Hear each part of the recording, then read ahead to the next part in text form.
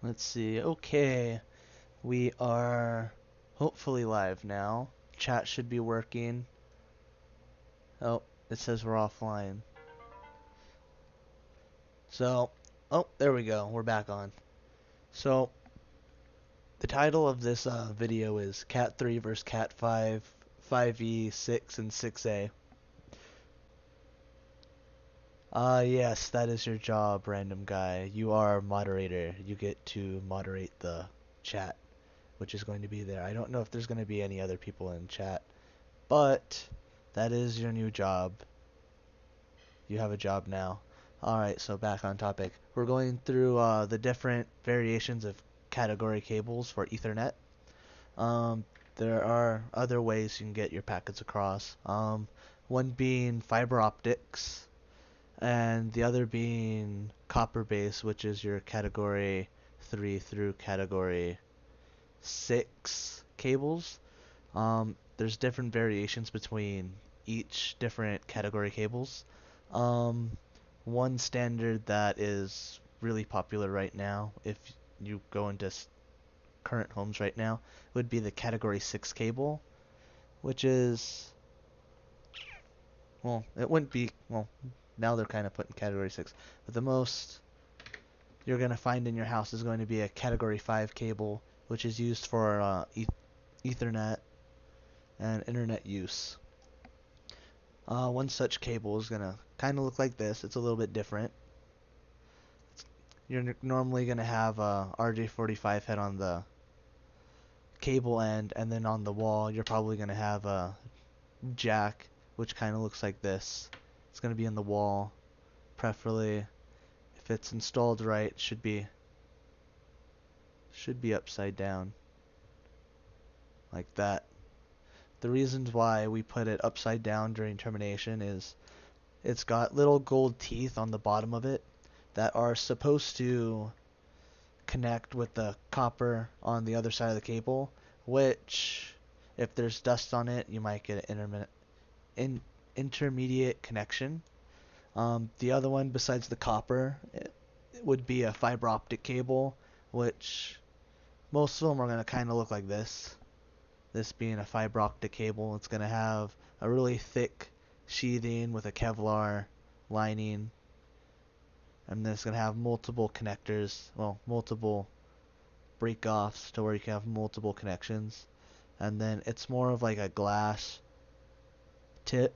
I have one that's kind of like opened up right here. Let's see where we can get it in close enough to where we can see it goes the big sheath. You got the Kevlar, which is the little thing sticking out right over there. And then you're going to have the little coating on the edge. And then you're going to have the little glass or plastic connector on the inside. And then you're going to kind of tear that away, cut it to length, and then you're going to kind of put the connector over it. And then it kind of connects in kind of like an Ethernet cable. But the main difference between the fiber optic cable and the Ethernet cable is this will allow electrical signals to pass through, where this is light in specific patterns representing ones and zeros. Back onto the category cables, where we're starting off with category 3. It's mostly used for phone line. Some people have used it for telephone. Well, people use it for telephone. Another use, some people will reuse their category 3 cable wiring in their house to run additional cables from their router over to their computer. If there's already a line in there, the category 3 standard is pretty much compatible depending on which variation of it. If it's a phone line, there's usually you only need about 4 pairs, and category 5 through 6 will have, I believe it's 8 pairs. So there's 4 pairs of 2 in each cable. Um, and the main difference between the cables is not all cables are the same. Where this is a category 5E, and it's got a little thick sheath, well, thick PVC covering over the top over here. There are other category 5Es which are a little thinner, and each different kind of cable kind of has its own little uses, like the thicker cable, it's pretty much standard. The thinner cable is kind of the same, but it can get into smaller areas a little bit better, and it's a little bit better covered. And then you kind of go into the different stuff within the cables, where it's pretty much each different variation of cable will have different twist rates on the copper, starting with category 3, which doesn't really have much twist or any twist at all, which the twists are used to make a small little magnetic field to where it kind of cancels out crosstalk on the way there. And I got some little samples as well. I got a category 5 sample over here. I got, let's see, I got a category 6 cable. I got another category 6 cable that I can take apart. And then I got a little piece of category 5E. Now we're going to go over the difference between category 5E and category 5 cable. So I'm going to take this right here, and I got a little snipper on it. I'm going to take away the sheathing a bit. So this is a little bit different. Usually there's a little pull tab that you can use, but this is plenum cable, so it's not going to have that. It's rated to go through walls because it's a little more fire resistant. And we're going to kind of go through the pairs. Now this is a category 5 cable. It's got 4 pairs. It's got a green and a green white. It's got a brown and a brown white. It's got a blue and a blue white. And it's got an orange and an orange white. Now, the reasons why they're color coded is there's specific standards so that when you're building in a house or any kind of building, you're going to want to follow a certain standard. There's A, and then there's the B cabling. The most common in households would be B cable, and the most common in government buildings I pretty much only see them in government buildings to where it'll be an A standard, where it's taking the pairs and it's pretty much just making it in a different order. Now, as long as you have the same color combination on each end, it'll work. But we have these standards for a reason, so that it makes it a lot easier for people when they're going through wiring their house. They know which one is the same and which one you gotta follow. Like if you're in a government building, they're probably running an A, which you want to follow that so everything matches up. And if you're doing a house, it's pretty much a B, so you can make sure you go through that. So the difference between this category 5 and a category 3 cable would be sometimes it'll come with the same exact kind of pairing. It'll kind of look like this, but if I untwist it a bit, you can kind of see it's got a lot of twists. I'm going to untwist it.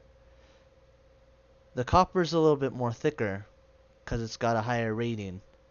So the copper is going to be a little bit thicker than the category 3, because the category 3 is going to kind of be like a wet noodle next to this, where I can physically bend the cable and it would stay there. And the reason why is it allows more data to go through. There's going to be more copper in here, and it's going to allow more through. Now, the twist ratio on a category 3 is going to kind of look a little bit different. I'm going to twist it the opposite way so it allows me to, well, I'm going to do a little twist. So it's going to go, and your category 3 is going to kind of look like this, or it's going to have about literally no twist, and if it does have a twist at all, you'd probably have like a little bit of twisting about like there. Next to category 5, there's a little bit more twisting on here. Now when we move over to category 5E, let's see. This is our little category 5E snippet that I took off. I'm going to start taking off the sheath.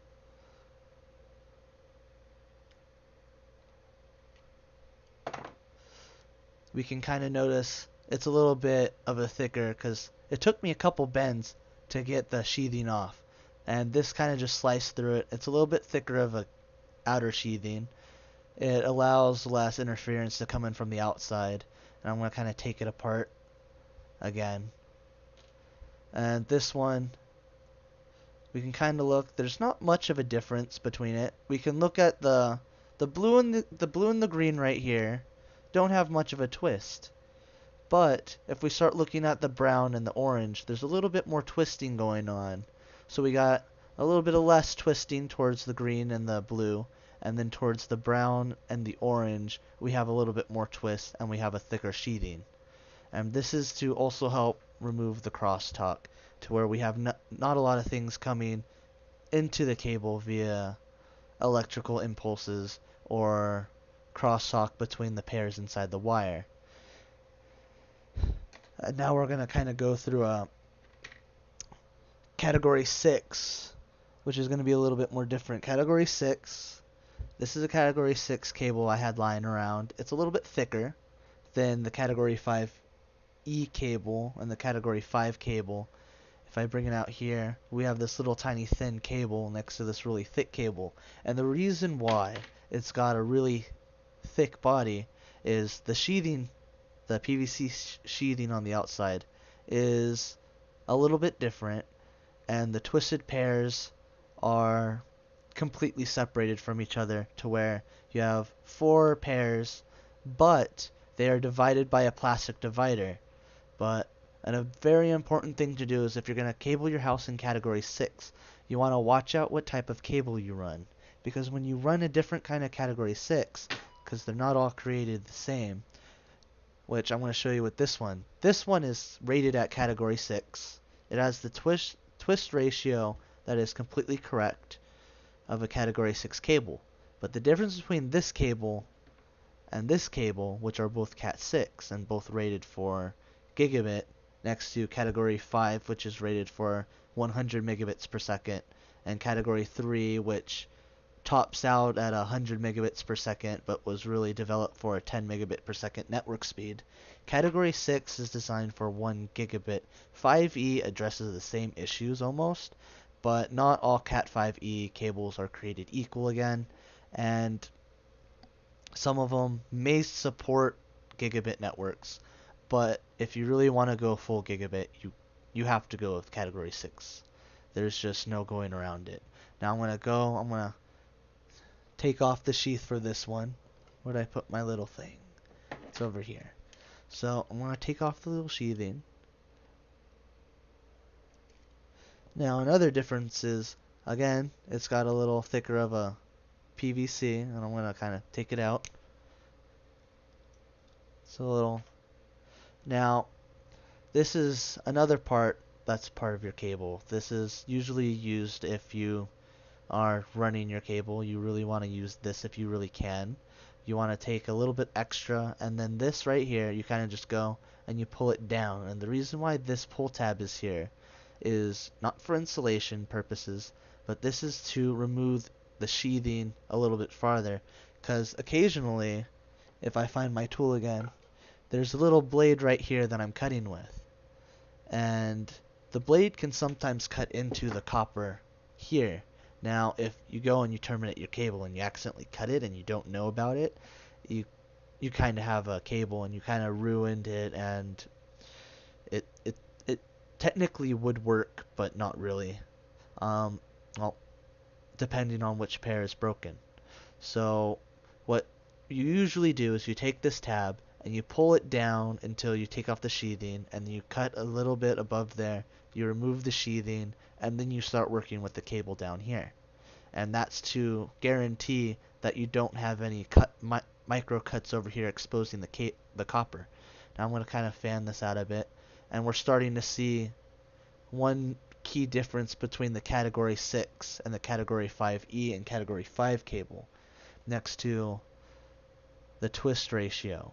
Now I'm going to bring up the brown cable, I'm going to bring up the green cable, where we're going to put it kind of side by side, where this green right here is way thicker than the cables even remotely in this cable, and that's because the copper it's not thicker.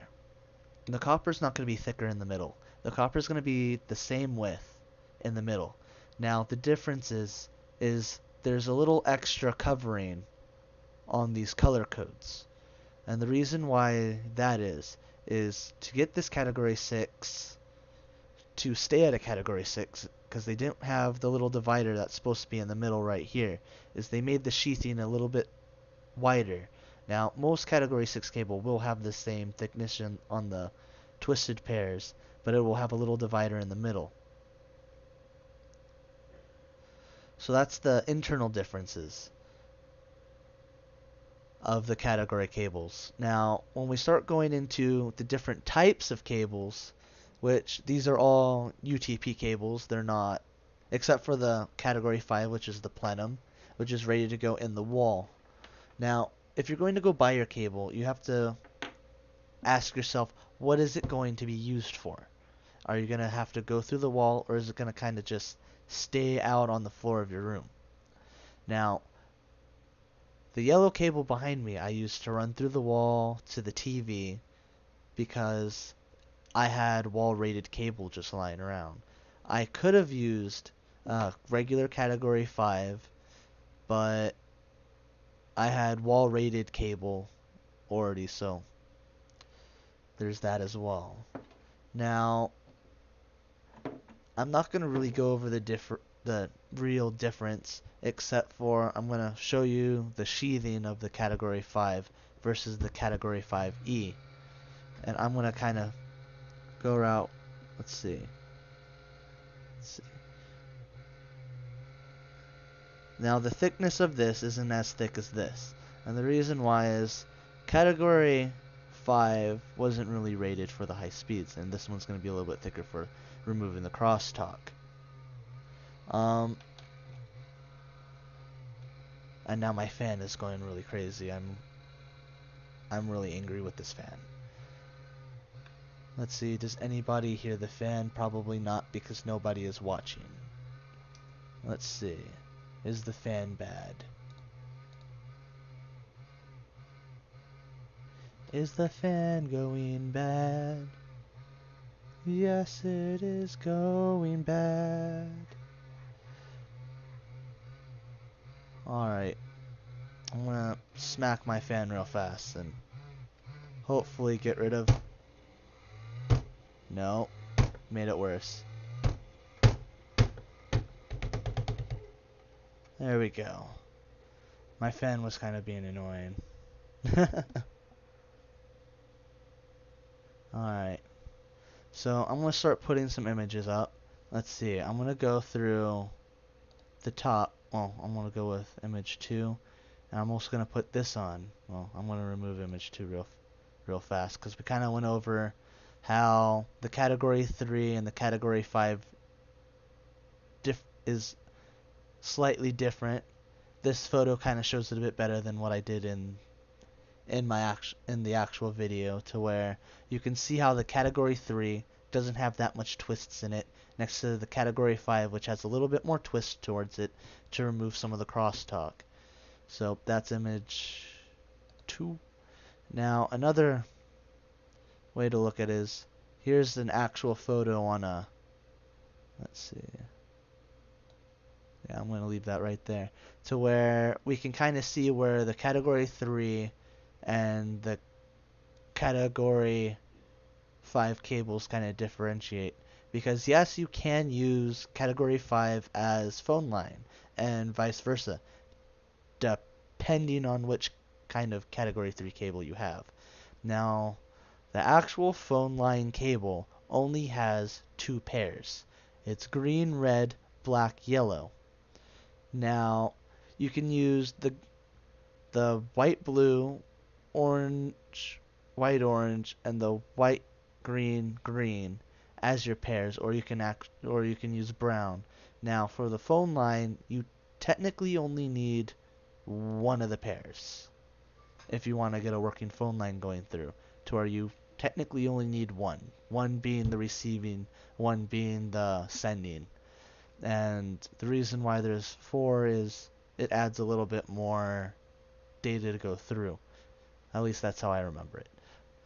So technically with a category 5, category 5E, you can run essentially about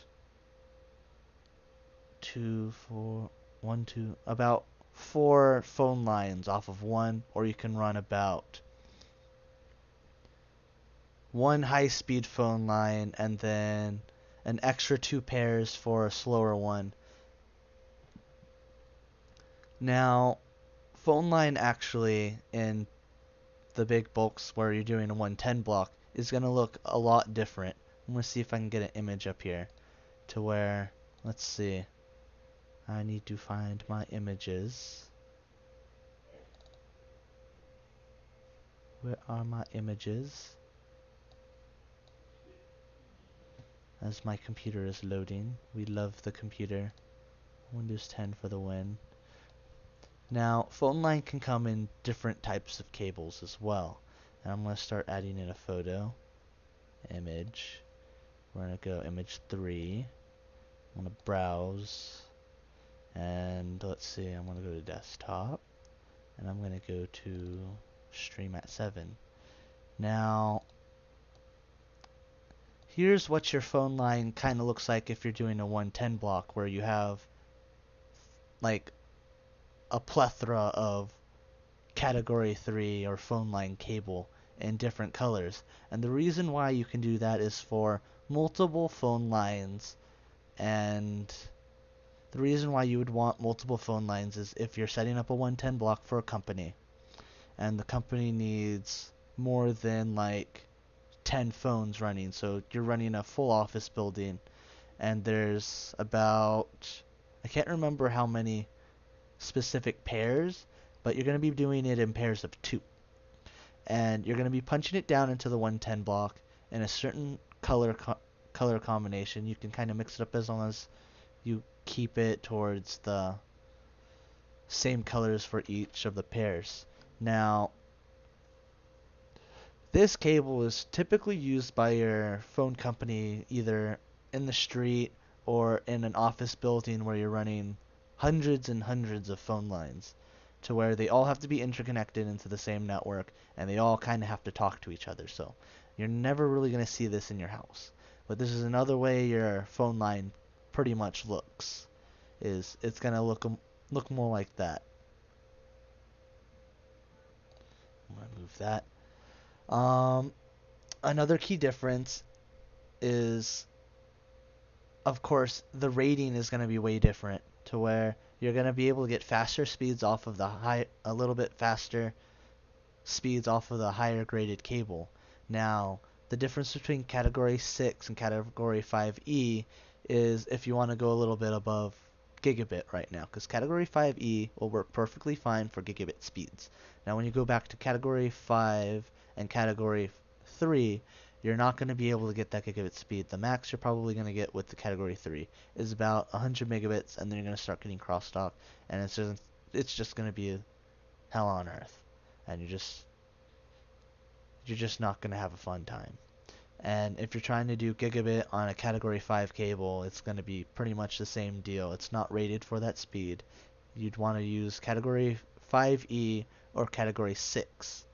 Now, depending on your application of your category cable, if you're running through a wall or if you have a building, namely machine shops and stuff like that, you do not want to use a standard category 5E or category 6 cable.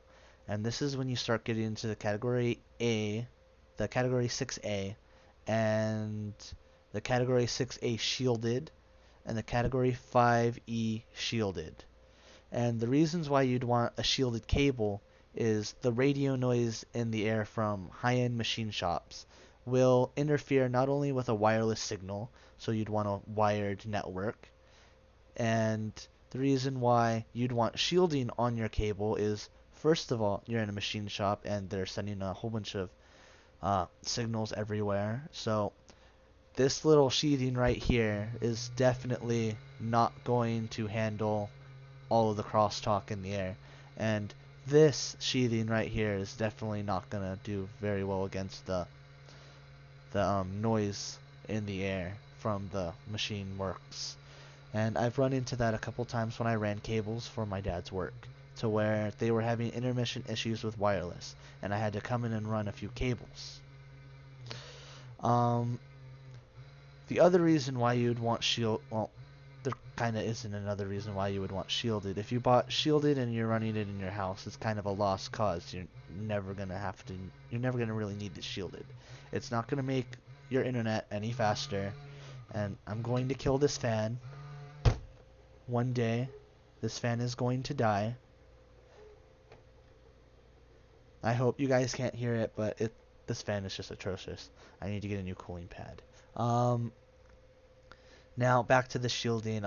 Since yeah, we went over the machine shop and everything else, and then the reason why we have Category 6A, or technically what you would call it is Category 6 Extended or Category 6E. That's what the E stands for on the Category 5E, is Category 5 Extended and Category 6 Extended. And the reason why we have the extended one was for Category 6, it's to address high load on corporate networks. This is what you're probably going to be seeing if you have a really big business and you're running it for a really big business. A good example of this is over at Linus Tech Tips, is when they were running their cable for their new office building. They decided to go, I believe they went with Category 6A cables. And the reason why they would want to go with Category 6A cables next to going with the regular standard Category 6 cables, which are way cheaper, is the number one reason is they're moving a lot of documents through their network with their servers. They're literally just running from the server on their network. And to get that high speed between the computer and their rendering server, they're going to need a more reliable cable, a more reliable route to the computer and the server. And that's one reason why you would want Category 6A, or what most people call Cat 6E Extended. It's extended for a little bit higher rating, and pretty much that's all. So that's one reason why they went that route instead of just going with standard Cat 6 cable. Now, I can go into the whole why there's Category 5E riser cable, which is pretty much if you're running it has a small difference between the category cable. It has the twists. It has a different shielding. It's rated, I believe, for UV light, and it's going to be more outside. And the big difference between the riser cable and the standard cable would be the riser cable actually has a little metal stick that goes with the cable to give it a little bit more stand next to the cable by itself, which allows it to run up walls a bit better or across buildings at long distances without sagging as much. Other than that, I don't normally use it for anything except for very specific projects along with the shielded cables. You really don't need shielded unless you have a machine shop that does like airplane landing gear or any kind of high-end machinery that uses really high-pitch noise that kind of simulates and disrupts wireless signals. That's pretty much the differences between the separate cables. They're pretty much the same depending if you're using a Category 3 cable next to a standard phone line cable. Again, you can use your existing phone line, which most people just run a Category 5 cable or a Category 3 instead of standard phone line.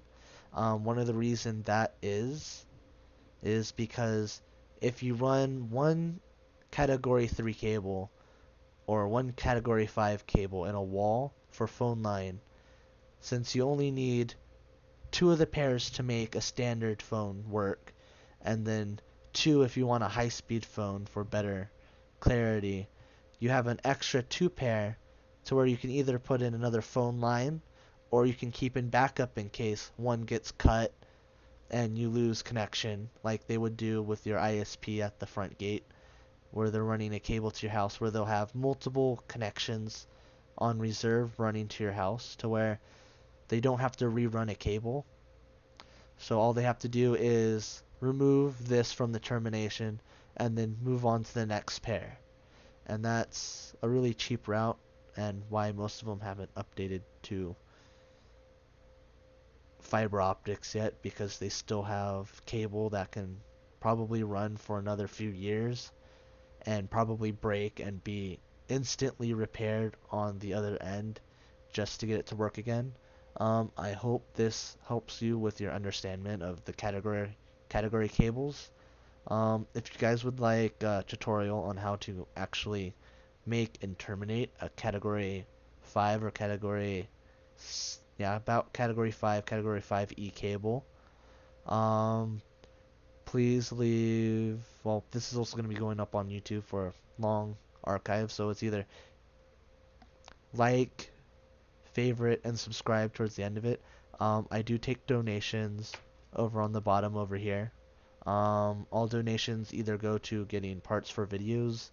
Um, it's probably gonna. It pretty much just goes to videos, or if something happens, like right now, I have some stuff going on with my car, like it would probably go towards that. So the donations usually do go to a good cause. One thing I would really like to do with this channel, which I kind of went over on Twitter, but not a lot of people actually watch the Twitter, is one thing I would really like to do is set up a donations, and all the donations will go towards buying computer parts to where I can build a computer, probably make a video on building the computer, and then probably have a computer giveaway to where I can give away a decent computer to somebody in the audience that probably needs one, or somebody who's just really lucky and wins things. And that's kind of what I'd really like to do with this. I've shied away a little bit from that portion. That's what I wanted to do with my YouTube account, was do tech reviews and computer builds. Unfortunately, I don't have any funds to do that, so any donations via PayPal or on Twitch would go towards that. I'm going to end the stream right here. I hope this was informative for you guys, and goodbye.